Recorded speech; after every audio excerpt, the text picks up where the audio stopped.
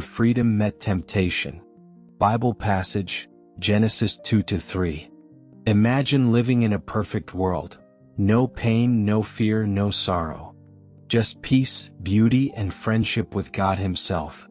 Sounds perfect, right? But what if one decision changed everything? Welcome to day 2 of our 12-month Bible journey, where today we uncover how freedom met temptation in the Garden of Eden. God had finished His masterpiece, the heavens, the earth, and every living thing. Then, in the middle of this paradise, He planted a beautiful garden, Eden. Lush trees, flowing rivers, animals everywhere. It was breathtaking. And right there He placed His special creation, Adam. God told Adam, "You are free to eat from any tree in the garden, but from the tree of the knowledge of good and evil, you must not eat. For when you do, you will surely die." In other words, Adam had freedom, with just one boundary. Then God saw Adam was alone. So He made Eve the perfect companion, strong, wise, and beautiful. Together they lived in perfect harmony, with each other and with God. But then came the twist. A serpent, sly and cunning, slid into the story.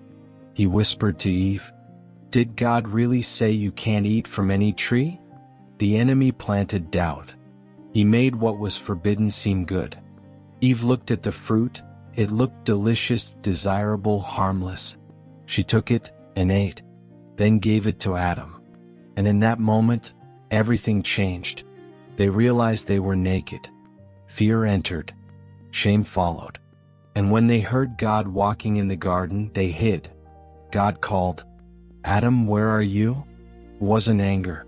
It was heartbreak, because their choice had broken the perfect relationship between God and humans. From that day, pain, fear, and sin entered the world. But even in judgment, God showed mercy. He clothed them, promised redemption, and hinted that one day, a Savior would come to crush evil for good. Even in their mistake, His love remained. Today's learning points. Lesson 1.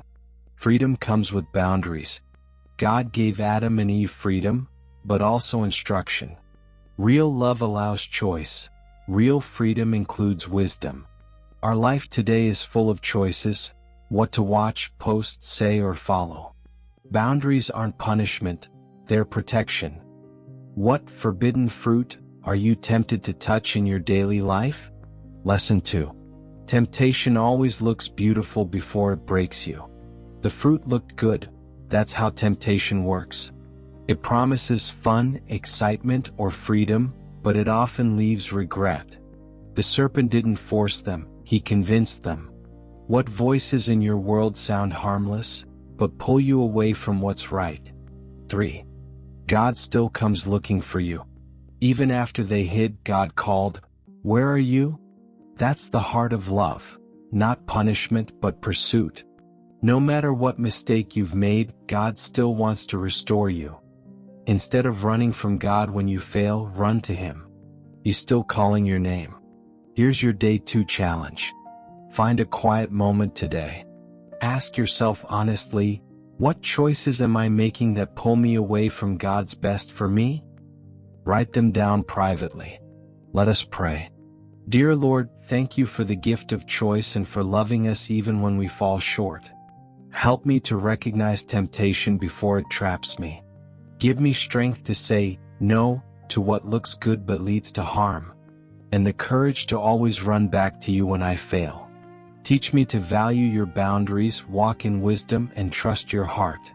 In Jesus' name I pray, amen. Encourage a friend by sharing one lesson you learned today.